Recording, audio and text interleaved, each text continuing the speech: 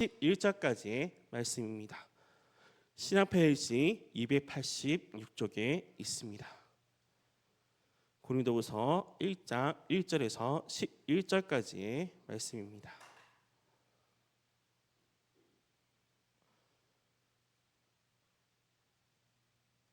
다 찾은 줄 믿고 우리 한 목소리로 봉독하도록 하겠습니다.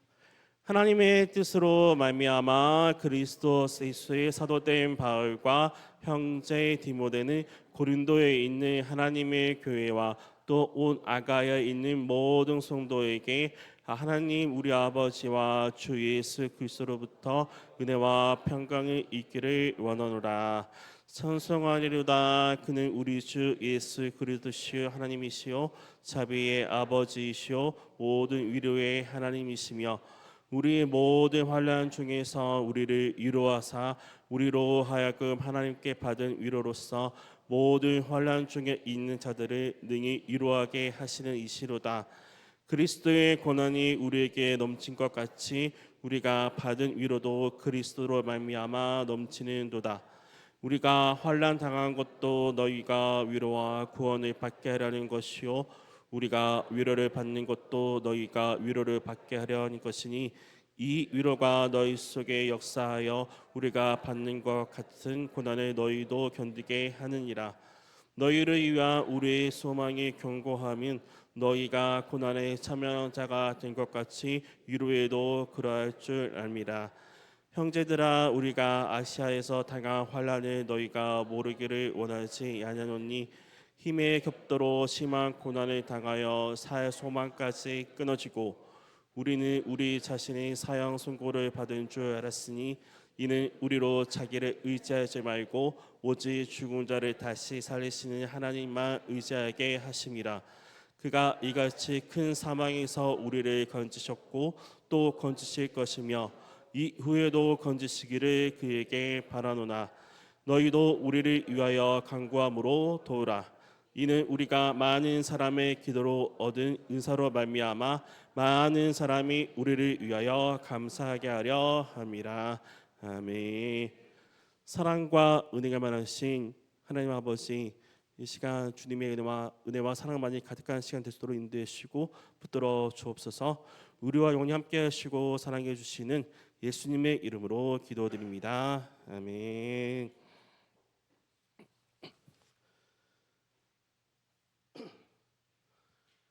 성도님들, 현재 큰 문제나 걱정거리가 있으신가요? 고린도 교회 설립자인 바울에게 있어 골치가 아픈 문제가 있었습니다. 바울의 첫 번째 편지인 고린도 전서에서 하나님의 구원이 어떻게 이루어지는지 설명하며 그 결과로 공동체가 어떻게 이루어지는지 분명하고 확신에 찬 글을 보냈습니다.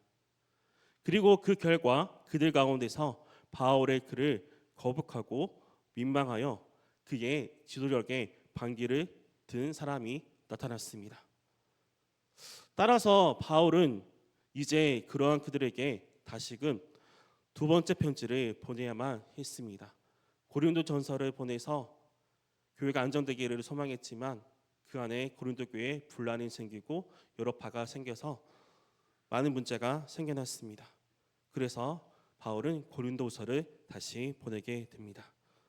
고린도 교회의 교인 중 일부는 바울이 병덕스러운 자이며 그의 동기와 자격을 의심했습니다. 처음 예수님은 해방했던 사람이 어떻게 예수님 전하게 되었는가? 어떻게 사도가 되었는가? 의심하는 사람이 많이 있었습니다. 그래서 바울은 자신을 변호할 수밖에 없었습니다. 그러나 그의 변호는 자신을 위하기보다는 고린도 교인들과 주님을 위한 변호였습니다.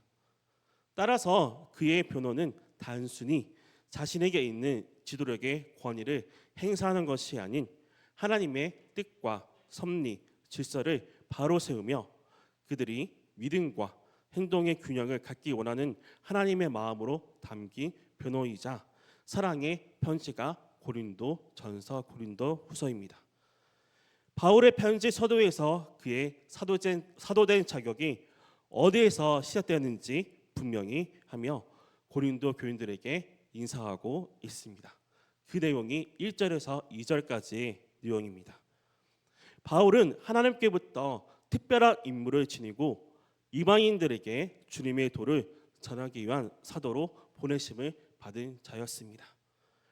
하늘로부터 주어진 권한은 그 누구도 손상을 입을 수가 없으며 그 권한은 하나님께서만 줄 수 있고 오직 주님께서만 거두실 수 있는 것입니다.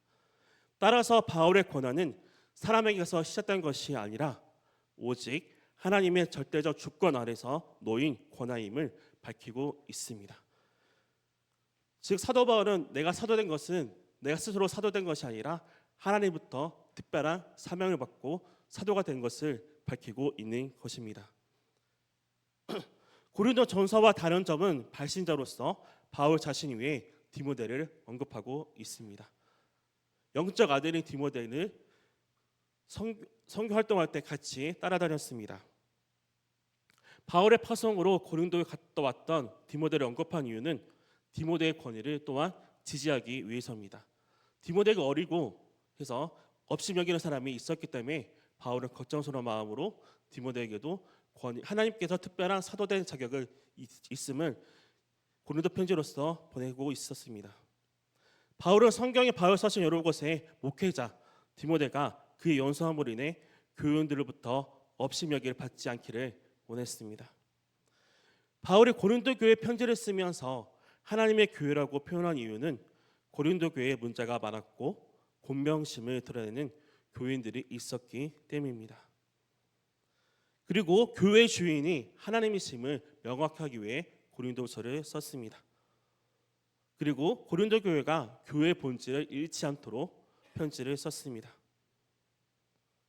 또 2절은 사도 바울의 서신서에 자주 나오는 추도 중에 하나입니다. 하나님의 은혜와 평강은 성도의 삶에서 절대적으로 필수 조건입니다. 우리는 하나님께서 주시는 은혜와 평강 없이는 한순간도 살아갈 수가 없습니다. 사도 바울의 축도가 서로를 위한 우리의 축도가 되기를 소망합니다. 우리 자신이 하나님의 은혜와 평강의 바람과 동시에 다른 사람들에게 하나님의 은혜와 평강이 임하기를 축복하는 사람이 됩시다. 이어서 바울은 하나님을 찬양하고 있습니다. 모든 자비와 은혜를 베푸시며 우리가 힘든 시기를 겪고 있을 때 위로하시며 함께 하시는 주님을 찬양하며 시작합니다. 그 내용이 3절에서 5절까지의 내용입니다. 바울이 하나님을 찬양합니다. 하나님께서 찬송을 받으셔야 하는 이유를 세 가지를 말하고 있습니다. 첫 번째로는 우리 주 예수 그리스도의 하나님입니다. 예수님은 성부 하나님을 보내심을 받고 이 땅에 오셨습니다. 예수님을 하나님의 아들로 인정하지 않았던 유대인들이 여전히 세계 곳곳에 흩어져 있었던 시대에 바울이 하나님은 예수님의 아버지이심을 찬송함으로 예수님이 어떤 분이신가를 알리고 있습니다. 두 번째는 자비의 아버지입니다. 하나님께서는 불쌍한 사람들을 불쌍히 여기시는 자비로운 분이십니다. 세 번째는 위로의 하나님입니다. 하나님의 내적 속성인 자비가 외적으로 나타나는 것이 위로입니다.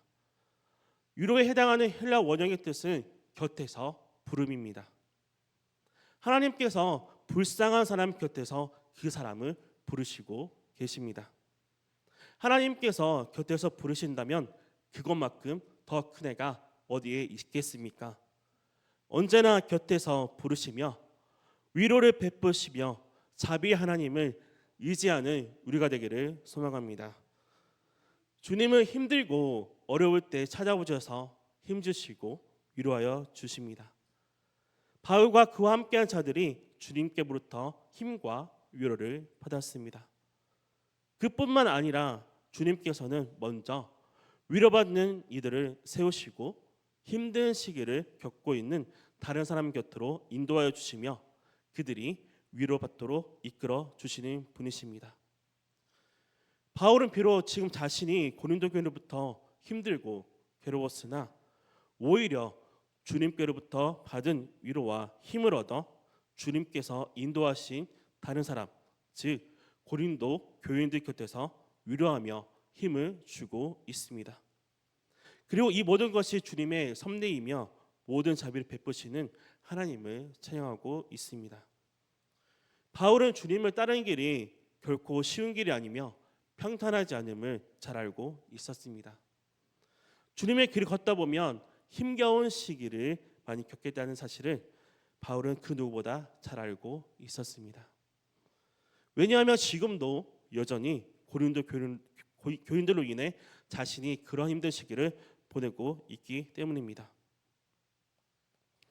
생각해 보십시오. 이전에 하나님의 참된 복음으로 세운 교회가 이제는 설립자인 바울을 향해 적대적으로 등을 돌리고 하나님에 대한 첫사랑을 잃어버린 채 제멋대로 독주하고 성적으로 문란한 생활하며 파벌 싸움이 끊임없이 일어난다면 바울의 마음은 어떻겠습니까? 그뿐만이 아닙니다. 그러한 그들에게 바울은 목회자 차원에서 사랑으로 충고하며 정성을 다해 편지를 썼으나 오히려 그의 권위를 인정하지 않고 수많은 모략으로 그를 더 어렵게 만들고 있는 상황입니다. 그러한 공동체를 바라볼 때 바울의 심정은 분명 사랑하는 자녀를 잃어버린 부모의 애통함과 마찬가지일 것입니다. 그럼에도 불구하고 바울이 고린도 교인들을 사랑했던 이유는 하나님을 사랑하고 이웃을 사랑했기 때문입니다. 하나님의 사랑과 위로를 받기 위해서는 우리의 마음에 죄를 제거하고 사랑해야 합니다. 레위기 19장 17절에서 18절 말씀을 함께 읽도록 하겠습니다. 시작. 너희는 마음으로 너희 형제를 미워하지 말고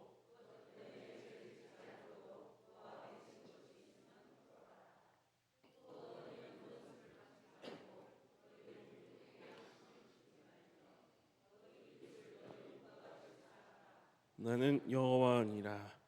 요한일서입니다. 사랑하는 여러분, 서로 사랑합시다. 사랑은 하나님께서 왔습니다. 사랑하는 사람은 모두 하나님께서 나서 하나님을 알지만 사랑하지 않는 사람은 하나님을 모릅니다. 이것은 하나님이 사랑이시기 때문입니다. 아멘. 그렇다면 죄는 무엇입니까?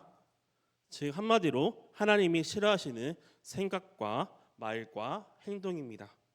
그렇다면 죄의 반대는 무엇입니까? 바로 사랑입니다. 베드로전서 4장 8절입니다. 무엇보다도 열심으로 서로를 사랑하십시오. 사랑은 많은 죄를 덮어줍니다. 불평하지 말고 서로 대접하십시오. 사랑은 모든 죄를 덮고 놀라운 역사이라는 것이 바로 사랑입니다. 그리고 주님이 우리에게 새 계명을 주셨습니다. 바로 하나님 사랑, 이웃 사랑입니다. 요한복음 13장 34절입니다. 이제 내가 새로운 계명을 너희에게 준다. 서로 사랑하여라. 내가 너희를 사랑한 것 같이 너희도 서로 사랑하여라. 아멘. 사실 사도 바울도 처음에는 고린도 교인들을 미워했을 것입니다. 그도 사람에게 미워했을 것입니다. 나에게 대적하다니, 내가 힘들게 고린도 교회를 세웠는데 나를 왜 괴롭게 하지? 라고 원망했을 것입니다. 그러나 사도 바울은 거기서 머무르지 않았습니다. 주님과의 첫 만남을 기억했을 것입니다. 다메섹에서 만났던 주님을 기억하고 광야에서 3년 동안 하나님께 동행하며 살았던 것을 기억했을 것입니다. 그리하여 다시 사랑이 회복되어지고 지금 고난의 순간에도, 숨이 끊어지는 순간에도 교인을 사랑하고 이 고난을 이겨내고 있던 것입니다. 이어서 바울은 오히려 고린도 교인들을 힘든 시기를 보내고 있음을 잘 알고 있었기에 그들을 위로하며 이 고난을 이겨내도록 격려하고 있습니다. 그 내용이 6절에서 7절까지의 말씀입니다. 사도 바울은 주님 안에서 고린도 교인들과 연합한 공동체임을 밝히고 있습니다. 주님 안에서 바울과 고린도 교인들이 연합하여 있기에 주님의 고난이 바울의 고난이고 또한 고린도 교인들의 고난입니다. 또한 주님 안에서 받은 위로가 바울에게 있듯이 고린도 교인들에게 위로가 있을 것입니다. 7절에 하나님의 고난에 참여한다는 것은 예수님이 걸어가신 길, 즉 십자가의 길을 따라가는 것입니다. 사랑과 의를 위해 받는 치욕과 희생을 자발적으로 따르며 동행하는 것입니다. 이는 단순히 아픔을 겪는 것이 아니라 복음을 위한 헌신과 선을 행하다 겪는 손해를 기쁨으로 감당하는 것입니다. 결국 하나님의 고난에 참여하는 것은 그리스도와 함께 동행하며 영광을 바라보는 현재의 희생을, 고난을 즐기는 것입니다. 이어서 환난이 구원으로 이르게 됨은 사도 바울이 로마서 5장에서 밝히고 있습니다. 환난은 인내를, 인내는 연단을, 연단은 소망을 이룹니다. 소망은 구원과 불가분 관계에 있듯이 환난과 구원과 관계가 있습니다. 바울이 복음을 전함으로 당한 환난이 믿지 않는 사람을 구원하게 이루었습니다. 또 환난이 주님을 영접한 사람에게 신앙의 위기를 성숙으로 이끌어냈습니다. 즉 환난은 믿는 자들에게 구원의 길에서 벗어나지 않도록 이끄십니다. 바울은 고난이 사라지는 위로가 아니라 하나님의 위로를 받음으로써 고난을 이길 수 있음을 말하고 있습니다. 그래서 우리는 고난을 피하지 말고 하나님의 위로를 받아 고난을 이겨내고 승리하는 저와 여러분이 되기를 소망합니다. 바울이 고린도 교인들에게 가르치는 견고한 소망이란 고난 중에 있는 고린도 교인들에게 위로가 넘쳐 고린도 교인들이 고난을 잘 이기는 것입니다. 좀 더 구체적으로 교회 내 발생의 문제들을 믿음으로 잘 풀어내기를 사도 바울은 원하고 있습니다. 8절에서 10절까지의 내용은 오늘날 터키 서부 지역을 가리키는 아시아에서 바울이 당한 환난에 대한 간증입니다. 고린도후서 11장에는 사도 바울의 고난이 나옵니다. 11장의 고난은 1장의 아시아에서 고난을 포함한 더 넓은 범위의 전 세계적 고난을 포괄합니다. 고린도후서 11장 23절에서 28절입니다. 세 번역 성경으로 우리 함께 읽도록 하겠습니다. 시작. 나는 수고도 많이 하고 감옥살이도 더 많이 하고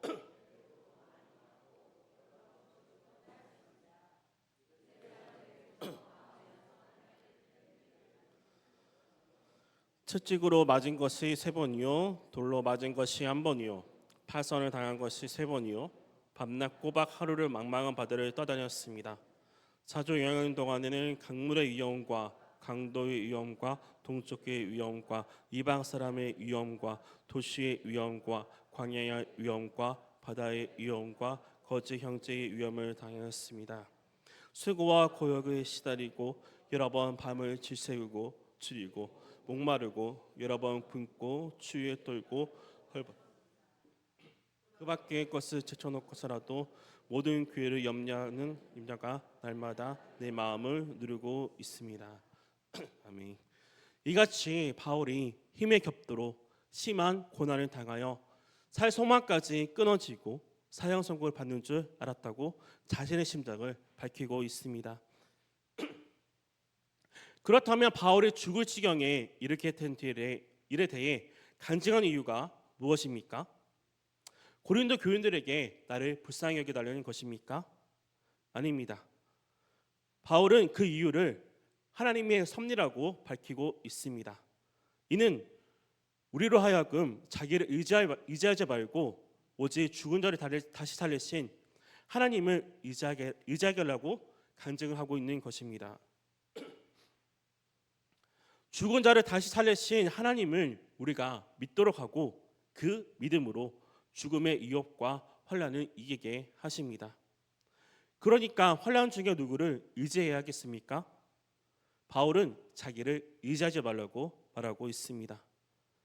사람이 환난을 당할 때 본능적으로 자기 스스로 해결하려고 합니다.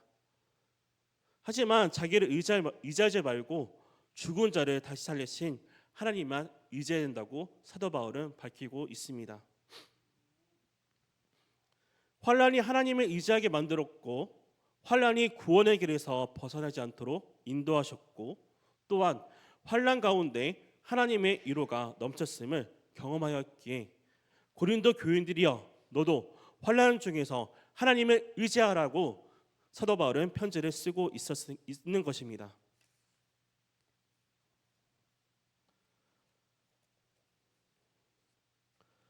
사도 바울이 또한 교인들을 사랑했던 이유는 바로 주님을 의지했기 때문입니다. 참으로 사랑을 알면 알수록 어려운 것 같습니다. 성경 말씀에는 또 원수를 사랑하라고 말씀하고 있습니다. 마태복음 5장 43절입니다. 같이 읽도록 하겠습니다. 시작. 내 이웃을 사랑하고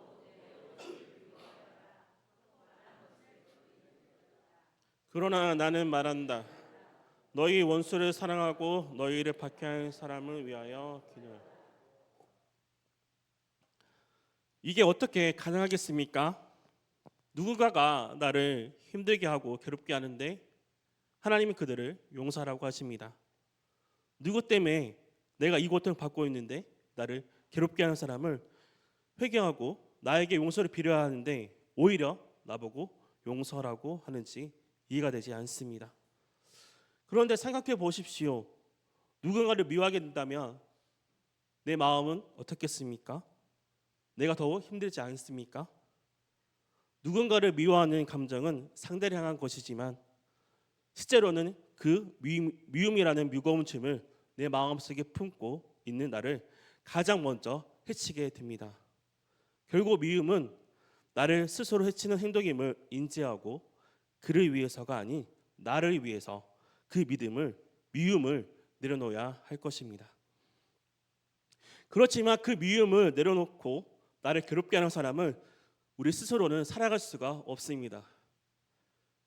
이것은 온전히 주님을 의지하고 주님께서 보여주신 십자가의 길을 따르며 성령님의 인도하심을 받을 때 우리는 진정한 사랑을 실천할 수 있습니다. 예수님은 자신을 괴롭게 하고 죽게 만든 죄인들을 용서하셨습니다. 그것이 가능했던 이유는 하나님 항상 성령님을 의지했기 때문입니다. 예수님은 성령으로 잉태되셨고 성령의 충만함으로 세례를 받으셨으며 성령의 인도하심을 따라 광야에서 시험을 이기시고 가르치시고 병을 고치시고 귀신을 쫓아내는 모든 사역을 성령의 능력으로 행하셨습니다. 그리고 예수님은 항상 기도하셨습니다. 기도함으로 성령을 의지할 수 있었고 자신을 괴롭게 하는 이들을 사랑으로 품으셨습니다. 그러므로 우리는 예수님의 마음을 달라고 항상 기도해야 합니다. 성령님이 내 마음에 항상 계시도록 기도해야 합니다. 그리고 지금 광야 같은 고난의 상황에서 절망하지 않고 참된 위로를 받기 위해서는 사랑하지 못함을 회개하고 진정한 사랑과 위로를 달라고 기도해야 할 것입니다. 요한일서 3장 14절 말씀입니다. 같이 읽겠습니다.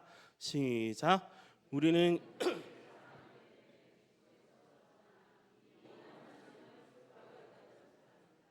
그러나 사랑하지 않는 사람은 죽음에 그대로 머물러 있습니다. 하나님은 위로의 하나님이십니다. 그러나 그 위로를 맞는 것이 있습니다. 마태복음 5장 10절입니다. 긍휼히 여기는 자는 복이 있나니 그들이 긍휼을 여김을 받을 것이요. 반대로 긍휼히 여기지 않으면 우리에게 긍휼도 없다는 것입니다. 우리의 모습을 한번 돌아봤으면 좋겠습니다. 용서하지 못함, 마음속의 미움, 서로 사람 판단하는 태도 이런 것들이 있을 것입니다. 이것이 바로 하나님의 위로를 받는 벽이 되는 것입니다. 즉 사랑하지 못하는 마음은 위로를 받게 되는 것입니다. 하지만 위로가 오는 방법이 있습니다. 바로 회개가 위로의 시작입니다. 시편 말씀을 같이 읽도록 하겠습니다. 시작. 하나님께서 구하시는 제사는 상한 심령이라 하나님이여 상하고 통이는 마음을 주께서 멸시하지 않으시리이다. 아멘. 하나님이 찾으신 것은 완벽한 사람이 아니고 강한 사람도 아니라 회개하는 마음입니다. 또 우리는 보통 이렇게 기도합니다. 하나님, 저를 위로해 주세요. 하지만 그 전에 기도해야 할 것이 있습니다. 바로 하나님, 제가 사랑하지 못했습니다. 나에게 사랑을 달라고 고백하는 것입니다. 즉 위로는 회개에서 시작됩니다. 그리고 사랑이 들어올 때 위로가 옵니다. 로마서 5장 5절을 같이 읽도록 하겠습니다. 시작. 소망이 우리를 부끄럽게 하지 아니함은 우리에게 주신 성령으로 말미암아 하나님의 사랑이 우리 마음에 부은 바 되니. 진짜 위로는 언제 옵니까? 하나님의 사랑이 내 마음에 부어질 때, 이때 변화가 일어납니다. 미워하던 사람이 이해되기 시작하고 상처가 치유되기 시작하며 마음에 평안이 찾아오게 됩니다. 이것이 바로 환경이 아닌 하나님부터 오는 위로입니다. 즉 참된 위로는 하나님의 사랑이 부어질 때 옵니다. 또 하나님께서 우리에게 위로를 주신 목적은 위로를 흘려보내기 위해 주신 것입니다. 고린도후서 2장 4절입니다. 시작. 온갖 환난 가운데에서 우리를 위로하시는 주신 분이십니다. 하나님께 받은 그 위로로 우리도 온갖 환난을 당하는 사람들을 위로할 수 있습니다. 하나님이 우리를 위로하신 이유는 우리를 통해 다른 사람을 위로하기 위해서입니다. 즉 나는 오늘 위로를 받았다 해서 끝나는 것이 아니라 내가 받은 위로를 통해 오늘도 누군가를 위로했다는 고백으로 마무리하시기 바랍니다. 그것이 진정한 위로의 완성입니다. 이것이 잘 되지 않겠지만 나를 괴롭게 하는 사람을 주님의 이름으로 성령을 의지하여 그들을 축복하며 마음의 평안이 찾아옵니다. 세상 사람들은 이해하지 못하겠지만 또한 성령이 없다면 이해하지 못하겠지만 성령님을 의지할 때 이해가 되고 불가능한 것이 가능하게 될 것입니다. 그리고 지금 광야 같은 시간을 보내고 계십니까? 이 고난인 축복이었다고 고백하기를 소망합니다. 광야는 고난이 아니라 하나님을 만나는 장소입니다. 광야는 인내와 소망의 시간입니다. 즉 광야는 척박함 속에서 인내로 훈련받아 소망으로 나아가는 거룩한 시간입니다. 모세는 애굽에서 나온 이스라엘 백성을 인도하기 전에 미디안 광야에서 불타는 떨기나무 속에서 하나님을 만나 소명을 받았습니다. 세례 요한은 광야에서 외치는 자의 삶을 살며 회개를 선포했고 예수님을 증거하는 사명을 감당했습니다.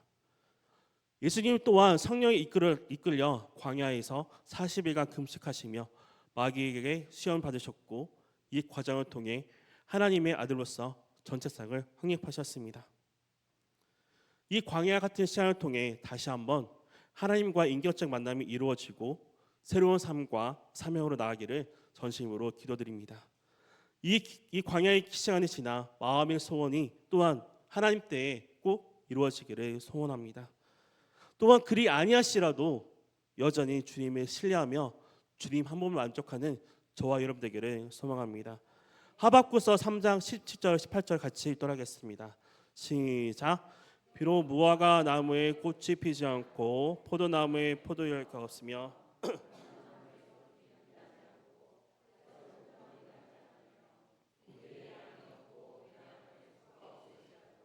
여호와 하나님 나의 구원이 되심으로 내가 기뻐하고 즐거워하리이다. 시편 말씀도 같이 읽도록 하겠습니다. 시작. 주께서 생명의 길을 나에게 알려주셨으니 그가 주가 계신 곳에 기쁨이 충만하고 영원한 즐거움이 있을 것이다. 아멘. 최근에 영화 봤던 신의 악단인데 정말 감명 있게 봤습니다. 그 중에서 정지훈 배우가 불렀던 광야를 지나서 함께 영상 통해 찬양하고 이어가도록 하겠습니다. 나를 깊은 어둠 속에 홀로 두시는지 같이 따라 불러도 괜찮습니다. 어두운 밤은 왜 그리 길었는지 나를 고독하게 나를 낮아지게 세상 어디도 기댈 곳이 없게 하셨네. 광야에 서 있네.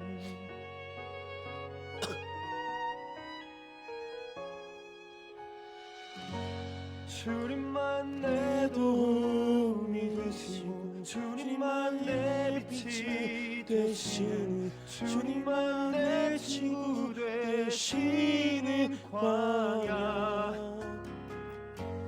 주님 손 놓고는 단 하루도 살 수 없는 곳 광야. 광야. 주께서 나를 사용하시려 나를 더 정결케 하시려 나를 택하여 보내신 그곳 광야. 성령이 내 영을 다시 태어나게 하는 곳 광야. 광야에서 있네.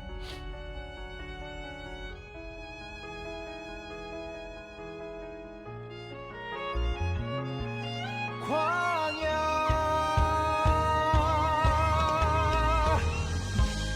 주께서 나를 사용하시려 나를 더 정결케 하시려 나를 택하여 보내신 그곳 광야. 성령이 내 영을 다시 태어나게 하는 곳 광야. 광야에서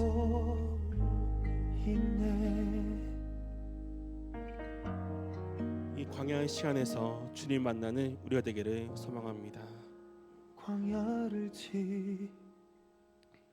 지나며 사도 바울은 성령을 의지해 있게 다시 고린도 교인들을 사랑할 수 있었고 광야에서 하나님 만났기에 인내와 소망으로 고난을 이겨낼 수 있었던 것입니다. 이어서 사도 바울은 본문 10절에서 하나님을 의지하게 되면 어떻게 될지를 알려주고 있습니다. 그리고 바울의 소망을 말하고 있습니다. 하나님께서 바울과 그의 동역자들을 과거 사망에서 건지셨고 또한 미래에 큰 사망 위협이 있으라도 건지실 거라고 고백과 소망입니다. 이렇게 말하는 이유는 자신의 경험의 토대로 현재 어려움을 겪고 있는 고린도 교인들에게 하나님께서 건지실 것을 소망을 주고 있는 것입니다. 과거에 하나님 은혜를 경험한 것을 잊지 않고 기억하는 사람만이 현재와 미래에 하나님께서 또 다른 은혜를 베푸실 것을 믿을 수 있는 것입니다. 우리가 하나님께서 베풀어 주신 은혜를 받았지만 그것을 기억하지 못하면 은혜를 베풀어 주신 하나님에 대한 신뢰가 깊어질 수가 없습니다. 그래서 하나님의 은혜를 기억하는 일이 신앙생활에 있어서 가장 중요합니다. 강증을 마친 바울이 서신서 도입부 마지막 11절에서 중보기도를 요청합니다. 바울이 중보기도를 요청하는 이유는 중보기도의 힘으로써 바울의 전도팀이 환난에서 건짐을 받고 이후 환난에서 건짐받게 되면 이를 본 사람들이 하나님께 감사하게 될 것을 알고 있었기 때문입니다. 이를 이해하는 데 세 번역 성경이 도움되고 있습니다. 같이 읽도록 하겠습니다. 시작. 여러분들도 기도로 우리에게 협력하여 주십시오. 많은 사람의 기도로 우리가 받게 될 은총을 두고 많은 사람이 우리 때문에 하나님께 감사를 드리게 될 것입니다. 우리 교회도 중보기도 사역자가 있습니다. 어려움 가운데 있는 성도들 위해 중보기도 해보면 자신의 어려움도 잊게 되고 기쁨이 충만하게 될 것입니다. 자신이 기도했던 성도가 어려움에서 벗어나 하나님께 영광을 돌렸다는 그 소식을 들으면 얼마나 기쁘지 않겠습니까? 바로 어려움에서 건짐 받은 그 성도님 때문에 중보기도한 내가 하나님께 감사를 드리게 되는 것입니다. 중보자이신 주님께서 우리와 함께 하고 계십니다. 주님은 죽음에서 이기셨습니다. 십자가 형틀과 죽음도 주님을 결코 굴복시킬 수가 없습니다. 부활하신 주님이시기에 그분은 죽은 자를 다시 살리십니다. 아무런 희망조차 없는 상황 속에서도 주님의 손은 절대 짧지 않기에 우리의 죽음 문턱에서 건져내어 주실 것입니다. 바울은 죽음의 문턱까지 갔습니다. 그는 모든 환난과 역경을 겪었고 그 가운데 주님의 놀라운 능력을 사모하며 경험할 수 있었습니다. 그러한 그에게 고린도 교인들을 위로하고 사도 역할을 다할 수 있었습니다. 여러분, 현재 가장 큰 문제나 걱정거리가 있으십니까? 풀리지 않는 관계로 인해 어려움을 겪고 계십니까? 마치 사형 선고 받은 것처럼 어려운 일들을 인해 숨조차 편히 쉴 수 없는 괴로운 날들을 보내고 계십니까? 그렇다면 바울의 위로를 귀 기울여 듣기 바랍니다. 결코 주님의 손은 짧지 않습니다. 주님은 우리의 걱정과 염려, 근심과 어려운 환경을 통해 가장 좋은 결과로 분명히 인도하여 주실 것입니다. 그렇기에 결코 주님의 손을 놓지 않는 저 여러분 되기를 소망합니다.